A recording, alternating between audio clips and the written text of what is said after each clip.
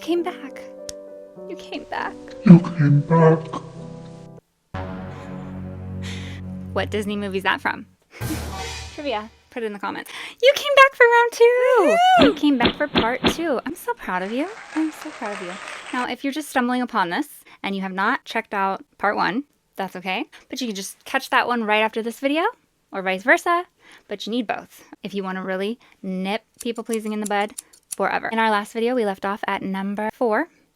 And so we're going to go right into number 5. The 5th step for ending people pleasing for good is cognitive behavioral therapy methods. If you've ever heard of CBTs, these are a type of therapy that are utilized when you go and seek mental health care. You could have a diagnosis of some sort, you could have a personality disorder, you could have a mental illness, and you could not have a diagnosis at all, and just based on maybe your trauma that your therapist has observed, they think that CBT will be a good method for you. So it's used for a lot of things. Now, my understanding of CBT, I will tell you, I'm not an expert on it. I've never gone through the process in professional therapy with CBT. So I haven't done my full research on it, but I know some basic tools of it. And my understanding of it is that it's a method where you expose yourself to the trauma. You expose yourself to the scary thing. You expose yourself to the problem, the thing that you're reacting to, or the thing that you're having trouble with, or the fear that you have, or the belief. It gets down to the root causes or the trauma exposure therapy almost. I think that might even be one type of CBT. I'm not sure though, don't quote me on that. As a people pleaser, you likely suffer from a lot of social anxiety. It's pretty obvious, you don't have to think too far into it as to why this would be. When you are in a social situation and there's a lot of eyes around and there's a lot of people, there's a lot of pressure. And those thoughts, they just run rampant through your mind. There's so many different people to worry about if you're being good enough for. How you look to this person. What could this person be thinking about me? How is this going to look to this person? And these thoughts, when I was younger, they were just kind of something that happened. And they just made me a nervous wreck. And they just made me really shy and timid and kept me from being my full self. As I got older, it wasn't so much that they got better in ways they did, but I more got ashamed of them. Because I was like, why do I freaking care? Why do I care? It was like I was arguing with my own brain. I was like, oh, what if they're thinking this? And then another voice would come in. Who cares? Why do you care what they think? Why are you thinking so much about what someone's thinking about you? That's not even important. And this just back and forth. So it can be really stressful. That's where CBT comes into play. Because if you've reached that point in your people pleasing where you can recognize those thoughts, they're in there. They're still happening. They're causing you social anxiety. They're causing all the same problems. But you now have that other wise voice that's going, get out of here. I don't want to listen to you. Why are you here? This is dumb. It seems so ridiculous and almost self-focused and just annoying. Why can't I just relax, enjoy myself, and enjoy the people I'm around? Why am I thinking about what they're thinking about me? Who cares? So if you've reached that point, you're ready for these methods. You're ready to start this process. And so this comes into play with helping you to calm those thoughts and find the way to work through them so that they will stop happening. And then you can enjoy yourself in social situations. You can be there at the gathering for what it's intended for. A lot of people pleasers might think, I'm an introvert.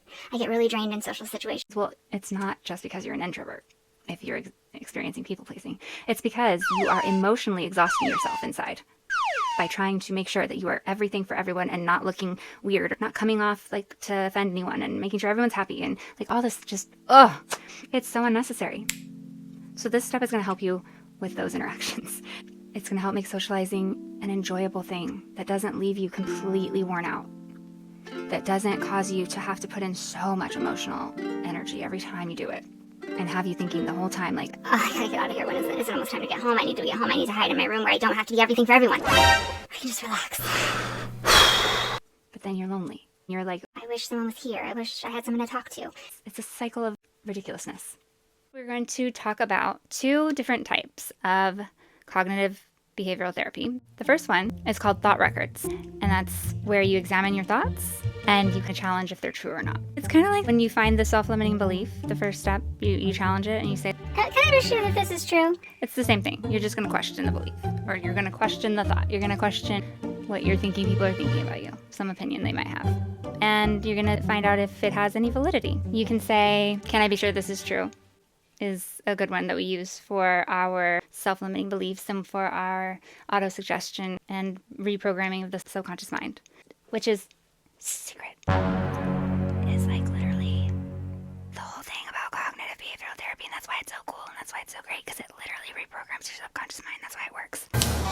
Did you guys know that? Don't tell anybody, okay? I'm just kidding. Tell everyone. Tell everyone. It's like, it's so amazing. Woo-hoo! Questions that you can ask, they're very similar, but I learned these other alternatives. Do I have any evidence of this? Do you have any evidence that this thought or this opinion that people think of you is true? And then, is there any other way I can look at the situation? So are you being a little bit like negative Nancy about it? Find the silver lining.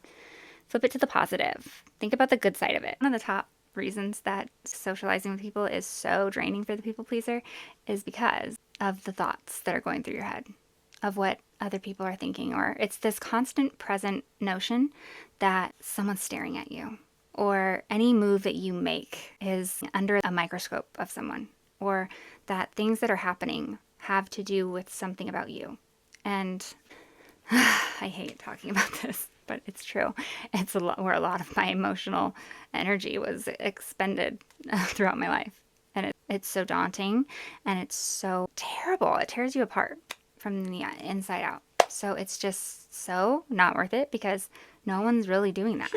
Sometimes people are. So that might happen. I mean, there's going to be a case where sometimes people are talking about you, but who cares?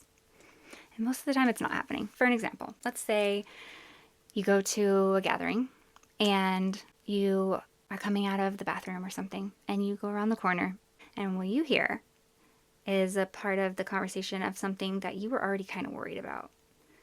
Like, let's say that night, I mean, I'm just going to make up something off the top of my head. Let's say that night your car had broken down. It was in the shop and you had to borrow this crappy beat down car or something and you showed up in it and you're already insecure about that. And you thought you heard someone starting to say, That car. and then you came around the corner and everybody kind of stopped talking.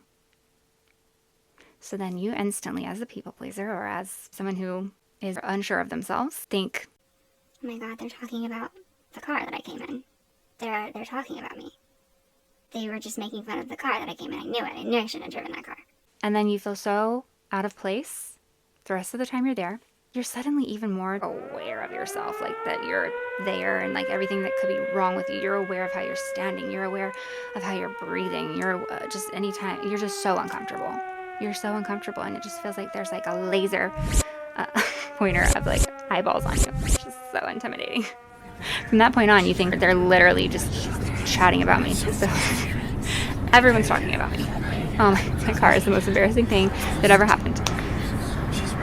And it just ruins the rest of your night. And so the intrusive thought there is that People are thinking that my car that I came in tonight is the car that I own and that I am poor and broke and I have like a beat down car and I'm not good enough because I drive a crappy car and I'm an outsider. And I'm being rejected right now. this is where you would take note of that. You would notice that thought. And you would instead question, Is that my car? No. Do I have a nicer car than that? Yes. Am I less of a person and not qualified to hang out with these people just as much as anybody else because I have that car? No. so you would just want to record that that was bothering you, that that thought came into your head, and just validate yourself and invalidate that opinion. And then what's a different way you could look at this? Do I want to be friends with people who judge others based on the car that they drive in any given night? No. Does their opinion of me matter and is it valid? No. If that's the case, if that's what they were even saying. So if that was what they were thinking anyway, so what? That's not a valid opinion of you. That's a misjudgment of you. That's a misunderstanding of you, so who cares? And you know, from episode 1, you're going to be working on allowing people to misunderstand you and misperceive you. So it all kind of ties together, okay? Unless they say it to my face, I really don't need to concern myself with it and I can just go have fun. And I don't really need to worry about that. If someone says something to me, then that will be great because then I can just determine that that's not somebody that I want to be friends with. Perfect.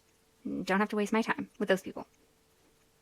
The action plan for this one is going to take place in the moment.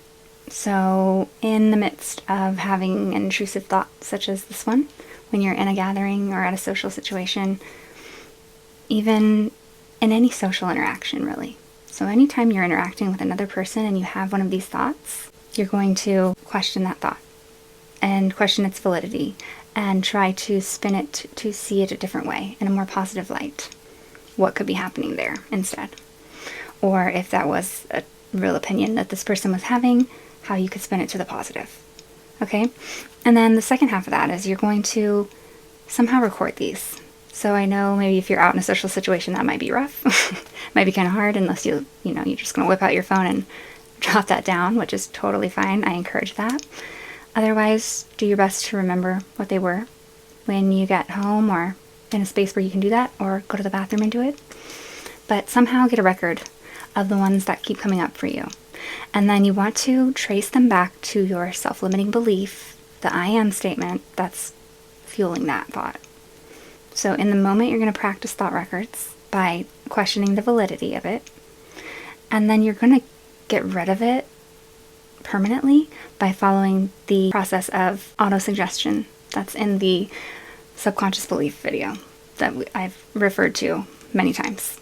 So check out that video for the steps for that, because that's the core process. That's where all of this stems back to. So you always want to bring it back to that. The other one is behavioral experiments. Let's say you have a fear when you are in a social situation. You have a fear that you're going to tell a joke and no one's going to laugh. You're just going to crack a joke and it's going to be crickets. And everyone will have been talking, and then all of a sudden, and they're going to all stare at you. Crippling anxiety thinking about that. This is the intimidating one, because this one would be that you would go in a social situation and you would do that. You would tell that joke. And then you would just observe what actually happens in real life. So this is like calling the fear's bluff. Taking it to, what is it called? Taking it to Tucson. No, What? that's not. That is not the same. Taking it to task. Taking it to task? Wait. Taking it to task, I think. I think that's right. It's definitely not Tucson, Arizona.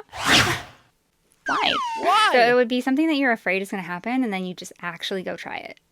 And you see what really happens. Can you imagine how much of life we spend just worried about something that could happen that hasn't happened? That's so silly when you think about it. When you're practicing the method of behavioral experiments, that worrying could be endless.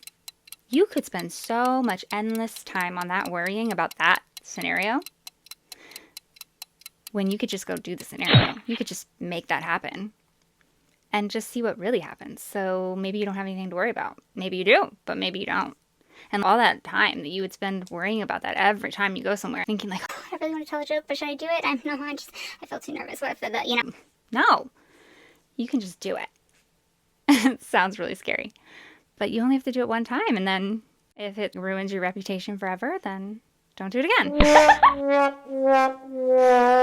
not going to happen. So typically when people try out this method, that's the thing, is that they come to find, oftentimes, that people actually don't react as elaborately as you're imagining. Actually, there's a lot more indifference typically involved. People aren't that concerned with what you're doing. And that's like just a human thing. That's a human nature thing. We're just like, oh my gosh, what if I do this and everyone's going to stare? and it's like, no, literally everyone is thinking about them. Most people are just thinking about themselves and like trying not to do anything embarrassing themselves. People are just not that focused on what you're doing, and usually they're pretty forgiving. They'll have a human thing about them where it's like, That joke did bomb, but I'm gonna laugh because it's okay. It's okay. and then you move on. Or people just won't care. It's usually never the outcome that you are catastrophizing in your head. I don't know how to say that word. Catastrophizing. I always try to use it, and every time. Catastrophizing. I have no idea. I can't get the like syllable right. Like, What? The rhythm. I don't know where the syllables go. I don't know how they go. It just doesn't work. Somebody help me. I'll listen to it on Google. If you can do one a week, that'd be great. Some of us, we don't get out quite that much. So maybe once every 2 weeks. But even if you just have to get together with somebody in your house, or even if it's, maybe it's the mailman. I don't know. Maybe it's the neighbor. But like, try to push yourself to at least do it I want to say once a week. But at most once every 2 weeks. And then just test it out. Test it out! See what happens. I don't know. Whatever you want to do. Just do it. Stop worrying about it. You can worry about what actually happens. Climb up on top of the roof of a building and sing the national anthem.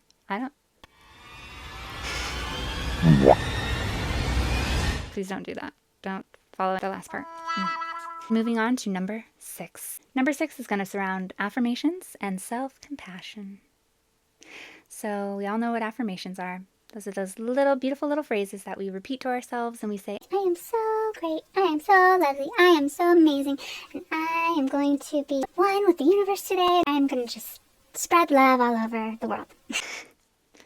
those things we say in the morning into the mirror. I don't know if anybody does that. I don't do that. I usually just say them, never. But I usually just say them in my imagination sometimes. Oh my God. Action plan, because I think you guys know what affirmations are, right? So you're going to create a list of affirmations, positive affirmations, things about yourself. To create my list of affirmations, I like to write out my fears first, because I can't just think of tons of positive affirmations about myself. I would get lost after like the third one. The fears are so easy to come up with. You're like, I know what my fears are. I wrote a list of 50 fears. I'm not even joking. It was intimidating. I write out my whole list of fears. I did this one year. Wrote out every fear I have, all my deepest fears about life and about everything. And then I just went through each fear and I just flipped it. I just created the opposite that would be the positive affirmation that I would want to speak into the universe to make sure that fear cannot come to fruition, because I will be affirming and manifesting the opposite. If your fear was, I'm never going to find love, then your positive affirmation would be, I am worthy of love and I will find it when the time is right. Pro tip, straight from me. If you want to use my suggestion, you're having trouble coming up with your list of affirmations, you're going to write a list of your fears and then you can just switch them to the opposite to make your affirmation. And then once you have all of those, you're going to take about, I would suggest maybe 15 to 20 minutes every day to just have some time and sit and read through those affirmations until you know them like the back of your hand. Do it every single day. I hear you're supposed to do it in the mirror. I don't know if that's just cliche, but probably there's a reason for that. Looking at yourself and smiling and meaning it. The more you say it, the more you evoke the emotion, the more it's a belief. And once it's a belief, what's your subconscious going to do? It's going to find it and it's going to make it your reality. So this is literally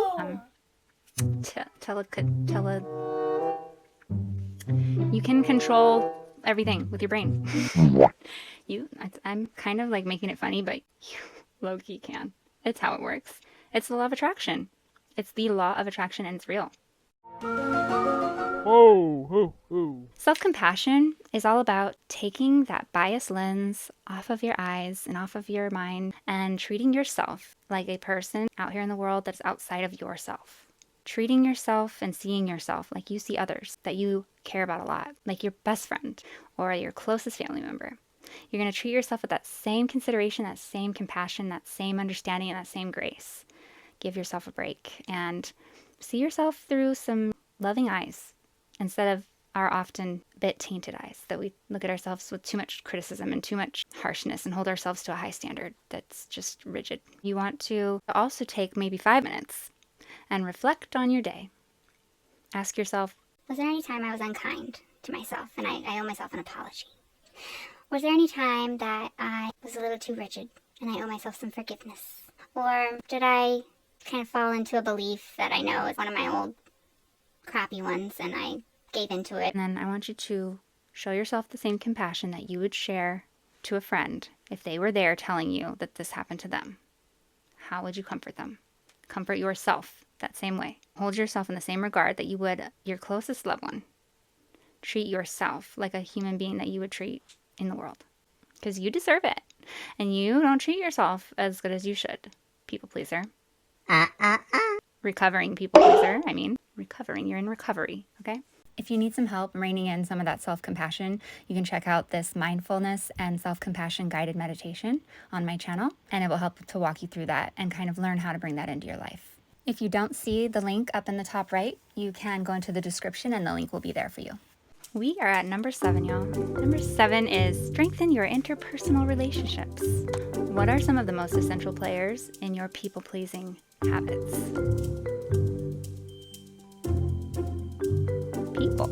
People. It's the relationship between you and people. So when you strengthen your interpersonal relationships, you're going to have a better way of relating and connecting to the people around you. Hence, you won't need to do so much people pleasing. So you're going to learn healthier habits surrounding your interpersonal skills.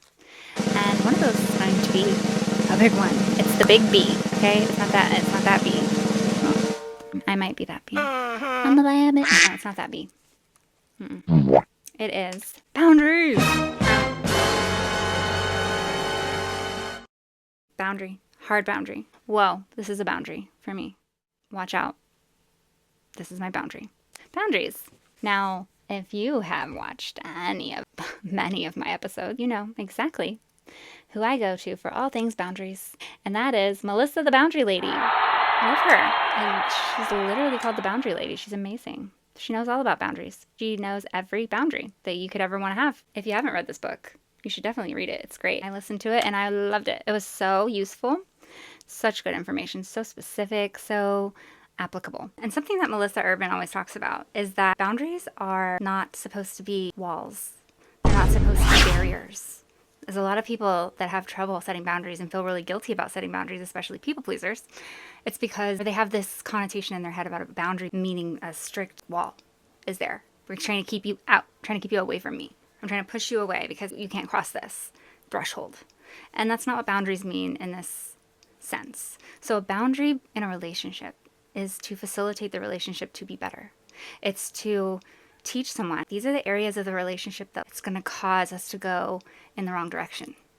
And so I want you to know, because I don't want us to go in the wrong direction, because these are things that I can't change about myself. These are things that are reasonable for my health and my happiness. And I know that I'm not going to be healthy or happy if I don't honor these things. So the reason I'm bringing you, someone I care about, in on these things is so that you can be in my life. Because I want you in my life so much. I care so much about you being in my life that I want you to know these things. I want you to always be able to get it right with me as much as possible anyway. Or at least be able to try to and be successful at that. And I also want to do that for you. Because I want us to be healthy and happy. And that's how a relationship should be.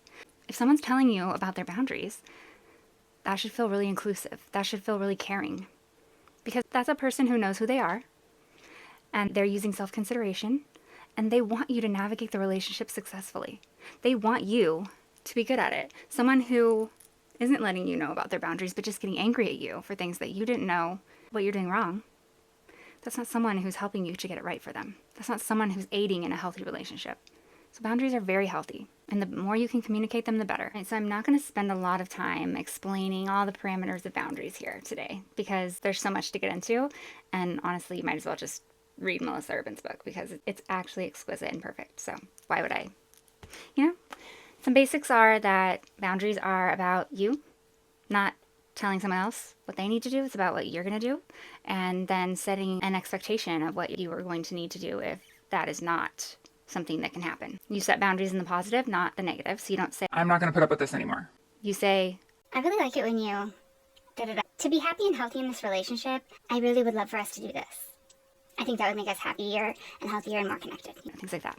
And then there's different levels of boundaries. Like there's a really, really specific way you want to set boundaries. And Melissa Urban really goes over all of that. So action plan for this part is going to be read Melissa Urban's book. For real, I'm not even kidding. It's so good. It's so good. I mean, you're going to love it.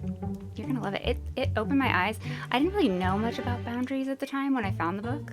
And so I was just like, wow, this is so great. Like everyone should be doing this. This is amazing.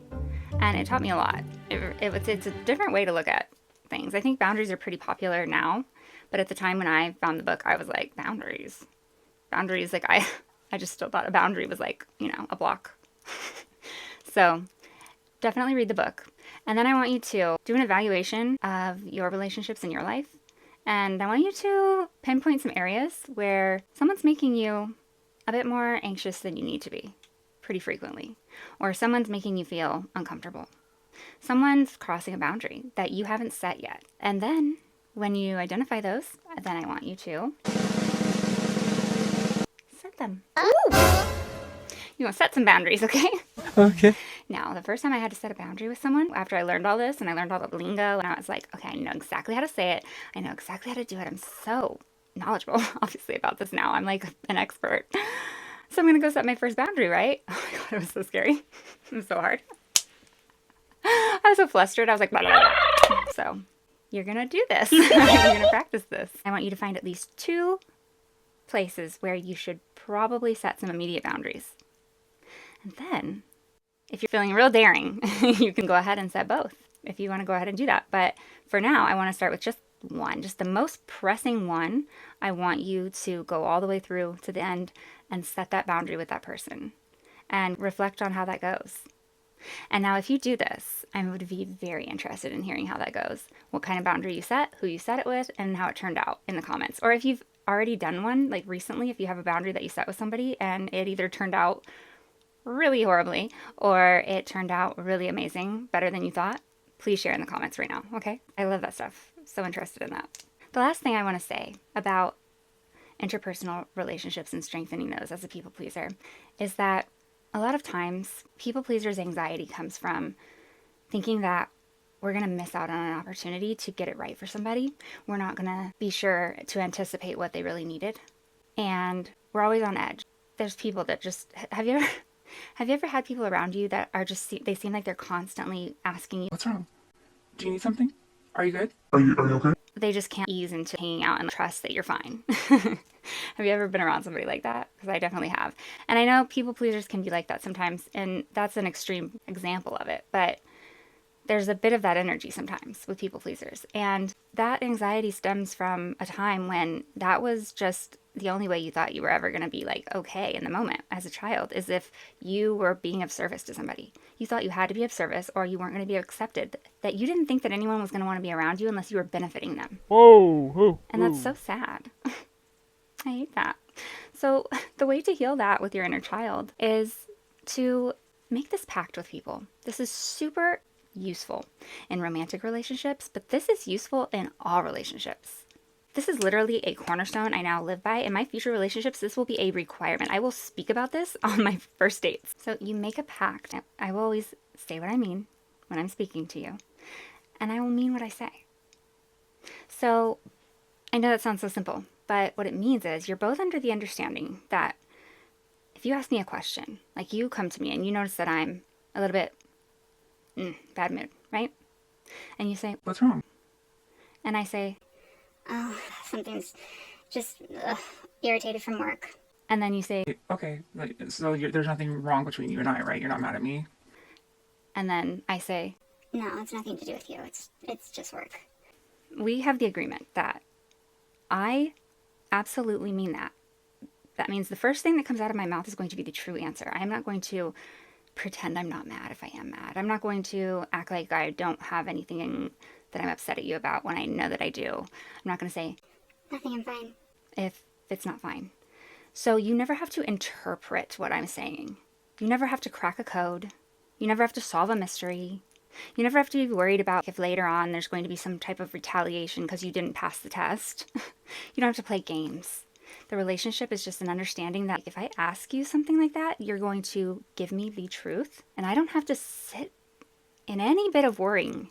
I don't have to worry for one more second of my life that that might not be true and that I'm going to have some type of backlash because I didn't figure that out. I can just rest assured that you are not actually mad at me and has nothing to do with me, and I can understand what you need. I can understand what you want and what's going on with you, and not have to decipher a code and read your face or something. Or that's so silly. This is monumental to me because I was in a relationship where it was never said what someone actually meant. It was just always these implications and this roundabout mysterious riddles that he was speaking in, and I'm just like, I don't know what you're saying to me. I don't know what you're talking about. Can you just say it directly? and I was always being punished. I was always being stonewalled. He was always mad about something, and he would never just say it. It's madness. It's so unnecessary. It's so bad for a relationship. Why would you not want to be clear with the person that you have a relationship with so you cannot have disagreements and miscommunications? That makes no sense. I will never have a relationship like that again. So that is so key for me. And I love it in family relationships, friendships, everything. It's so good. If you are a people pleaser, a recovering people pleaser, if you have an anxious attachment, even if you have a fearful, avoidant attachment that leans more anxious, you will know that transparency is an absolute need of yours. And it feels so safe and so relieving to have a relationship like that. It's like a life-changing experience between the two. So the final action plan for this step is going to be to evaluate your relationships. Figure out who you have relationships with that are going to be on board with this. Go around and ask them if you need to. Or you might just already know that they're going to say what they mean what they say. And then pick out the ones that don't. And see if you can work on getting it there. Talk to them about it. See if it's able to be improved. And then if you identify some people that it doesn't seem like it can be, maybe back off a bit on the amount of time you spend with those people. And then I want you to evaluate yourself, and I want you to practice saying what you really mean, what you really need. When someone asks you, do you want to do this? How do you feel right now? Don't placate them. Tell them how, if someone asks for your advice, don't give them this pretty, beautiful painted picture of everything la la luli and rainbows and sunshine. If their situation is looking bleak, tell them honestly. They asked you and you're their friend and they want your honest opinion. Now, don't go around giving out your opinion where it's not asked for. But if someone asks you, don't give them a pretty flowery picture. The one that's going to be a lot easier to tell them and a lot more pleasant, and it's going to give them a happy mood and probably going to make them happy with you. Because who is that for? That is for you, obviously, because it's going to make you feel more comfortable in the situation, and it's going to make you happy that you made someone else happy. Comes right back to you. So that's, I hate it. Hate it. Hate it. I hate it. Selfish. It's selfish. It's selfish. That's selfish behavior. I know. It's a different way of being selfish, but it's literally selfish. And I hate the narrative of full on calling people pleasers, at least all people pleasers, manipulators, and they're selfish people, because those words just carry such a negative connotation that sounds so much worse than it really is. Because it is selfish. Why? It is selfish to be a people pleaser. I had to face that myself. But it's not selfish like the way that as a society we're so used to interpreting the word selfish. Because the way I understand the word selfish, I would never look at myself and all the ways that I treat others beyond my people pleasing. The genuine care that I have for others and the people that I love, I absolutely am not a selfish person. What it more means is that because of your lack of worth in yourself, you literally don't think that you will be liked or loved by anyone. And that is a human need. You need to be liked and loved by people. You can't survive on your own. This world is about love. You need love. So yes, it was self-serving, but it literally felt dire to you. And you do enjoy seeing other people be happy because that does make you happy because you care about them. So those things are not untrue. But the behaviors that you engage in because of it makes some of your friendships lack complete authenticity, makes some of your relationships lack complete authenticity, and makes most of your habits intrinsically self-serving. I know. It's really, it's the worst. I wish there was a better word to attach to it, and I'll probably think of one eventually, but it doesn't mean you're selfish, you're all about it. But it does get you in this loop of just always thinking like, What is someone going to think about me? Are they going to look at me? it's just very me in a different way. So that's why. And so I want you to practice this. Practice saying what you really mean. Okay? Good. All right. The final 2 steps are really surrounding making things easier for people pleasers in social interactions. It's really addressing the problem of social interactions being so draining and so difficult for people pleasers, okay? And it's going to get rid of that behavior. It's going to get rid of what causes that in social interactions. So we already talked about the thought records, and we talked about the behavior experiment. And so this next part is going to be something to help you once you've worked through that number. So I think it was number 6 or 7. So once you've addressed some of the thoughts that go through your mind that you think other people are having an opinion about when you're in a social situation, if that's something that affects you, then you have your list and you know what it is, and you've worked through to the self-limiting beliefs and you've tried to start deprogramming those, then you can move on to this step. So this one is step number 8, plain old mindfulness. In social interactions, you're going to stop that process that allows your mind to wander off to those areas where you're even thinking about what other people are thinking. So you're going to start really honing in and bringing your mind back to what you should be thinking about in those moments, which is other people, the people that you are spending time around, the people in front of you that you're wanting to connect with. You're not going to be thinking about what are they thinking about me. You're going to refocus your mind every time it drifts back to there. Every time it starts to think, flutter off like a butterfly. Oh, what is she thinking? Why is she looking down at my shirt? I know I shouldn't wear this. No! No! Stop. Bring it back. Okay, and you're going to redirect. Practicing mindfulness can help you stay present and just reduce the anxiety about whatever others are thinking.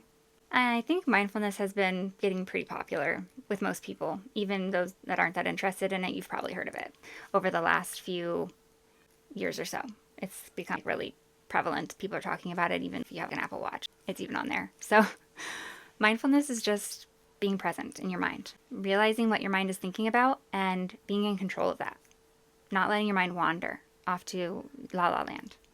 Being really intentional about what you're thinking and what you're doing with your mind. When you're in social settings, like I said, you don't want the focus to be about you. And I know it seems like the focus is on everyone else because you're thinking, what are they thinking? But you're thinking, what are they thinking about you and how you got this party together and how this is looking on you and how you were speaking and how you talked to them and did that offend them and how, whatever you're thinking. This is embarrassing. I hate talking about this. How are you not embarrassed? Nobody wants to be looked at like that. Like they are just so worried about what everyone's thinking about them. It's embarrassing. It's embarrassing to admit that. I get it. But that's how we change. If you're on this video, that means that you want to grow. You want to change from that. I know I feel freaking out of place when I talk about it. I feel embarrassed. I'm embarrassed. I'm embarrassed. Okay? I'm embarrassed. I just wanted to basically say I'm embarrassed, okay? Alright, if you haven't practiced mindfulness that much, or if you just want to kind of start with the basics, you can start with just simple breathing meditations at home. Just to focus on your breath. So all you do is you go to a quiet space, you count down, and you pay attention to your breath. You breathe in for a certain number of seconds, you hold it, then you breathe out for a certain number of seconds. You do not allow your mind to drift away from your breath while you're doing the breathing exercise. You cannot be thinking about anything else. So if your mind starts to wander off to that thing that you're worrying about, no. You're thinking about the breath in and you're counting it and you come back. And you just keep directing your mind back to the breath every time it tries to go away. And that's a simple breathing mindfulness exercise. And I do have this mindfulness exercise on my channel that can help. It does include breathing meditation, but it's not just breathing. It includes other mindfulness as well. It's still mindfulness and it'll still be helpful for this step. So you can use that if you want a guided meditation, but do at least a simple breathing meditation. That's action plan 1. Action plan 2 is in your next social gathering, practice mindfulness on the spot. And every time you are noticing that your mind is drifting off to what someone else is thinking about you or what someone else might be judging about something that's going on there, having to do with you, you're going to redirect your mind back to connecting with other people and wondering about them and being interested in what they're doing and what's going on with them. And not thinking about how that's coming off to them, how you're talking, how you're sitting, how you're breathing, how you're none of that. Don't. Every time it goes there, you're just going to redirect. So you're going to practice mindfulness in the moment. Perfect. We are at number 9. Ha ha ha ha ha. We're at number 9. It's the last one on the list. Number 9 is all about practicing before social interactions. Before you go do something that's important to you, usually you practice. They say that, I don't know what the saying is. It's like practice outworks talent when talent won't work or something like that. Something like that. I don't know. What? Basically, if you practice at anything, you're going to get good at it. And you can outwork people that were even born with those qualities. You can outwork them with practice. And so you can get good at pretty much anything that you put your effort into is what that means. Number 9 is all about practicing before social interactions. That you can have more confidence when you're in those social interactions so that they can go more smoothly for you. The first part of practicing for social interactions is visualization. It's all about putting yourself in the mindset that it's going to go well for you. It's going to be a fun time. I'm going to have a great time with these people today. I'm going to feel confident. I'm going to feel good about myself. I look good. I feel good. All of that. It's closing your eyes and visualizing that happening. Visualizing you actually there and it going well, and then you have that expectation. In your mind, imagine a scenario of you actually going up to people and talking to them. See it in your mind. and them responding positively to you. Imagine yourself in your head very confidently walking up to them like you are the baddest in the whole What? in the whole building, okay? And then they're going to notice that and they're going to respond to you positively, obviously. So imagine that in your mind's eye. This is just plain old manifestation, guys. Oh. So you're just manifesting that happening. Emotional imagery preps your subconscious mind to believe that something will happen, and then your mind has to make that happen in your reality. That's how it works. Plain and simple. Brass tacks. Action plan for this step is to practice visualization. Visualize your next social interaction at least 5 minutes a day. And do that for at least 1 week before you're going to actually do it. When you're visualizing this in your mind, you want to visualize somebody who's pretty confident, who's standing there confidently, who's presenting themselves confidently. But like, what does a confident person look like? What makes somebody look confident? It's definitely linked to your body language, obviously, is how you're going to be showing your confidence. So what is a confident type of body language? Well, the body language experts that talk about this, they have reported that it's someone who stands up tall, you know, just making sure that your shoulders are back, your head is up, you look people right in the eye, you don't shy away, you don't kind of go up to people like, hey. No, you stand up tall, you put your shoulders back, and you look them in the eyes. And that's how they know that you're confident. And smile. If you're a woman, like myself, we know our favorite thing to be told, you know, when we're just like minding our business, walking down the street or grocery shopping or, you know, just doing anything, is to smile.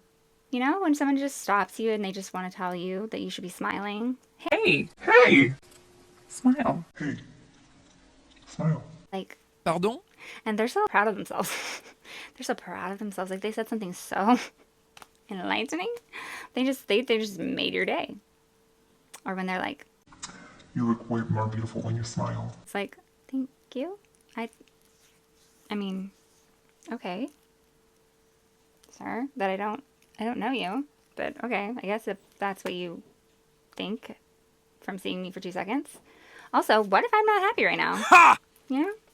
But in this situation, I'm going to tell you that. Smile. Because if you're at a social interaction, you're in a social gathering, you're there for pleasure. You want to smile at people. That's inviting. That makes people feel like you are there to engage, that you are an open person, that you are welcoming. If they tried to talk to you, they would have success with doing that. They're not going to get some cold shoulder, like, you know, attitude. If you're smiling, then that's going to be inviting to people. That's going to make people feel like they want to talk to you and respond well to you positively. The last thing I want to say about this one is that this can sound really easy, but when you get there, all those feelings that come along with your timidness and your shyness, your introvertedness, and your anxiety that comes along with social anxiety is going to be at play. So yes, practice this before you do it. But when you do go do it, understand that it's not going to feel so natural at first. It's going to feel really forced. It might feel really awkward. Do it anyway. This is going to be a prime time for fake it till you make it, okay? Just do it. I want you to try it at least 3 different times, 3 different social interactions. Go do it and then record your results of how you improve at this and how it feels more comfortable each time. And then see if it helps. It will. I promise. It's like guaranteed, tried and true process. Perfect scenario for fake it till you make it. You're gonna be great. You're gonna be great. You're gonna be so great. Okay? You really are. I mean it. That is all, my lovely, beautiful friend. Thank you so much for being here. You are taking the steps that are going to lead you to such a more positive future. You're going to be so much more happy in your life, so much more fulfilled, and all the people around you are going to get the best parts of the real you. It's so worth it, and I can't wait to hear stories about how it improves your life immensely. And I'm so proud of you. Until next time, guys, I love you. I freaking love you. I love you so freaking much. Okay? Thank you so much for being here, and I'll see you next time. Bye!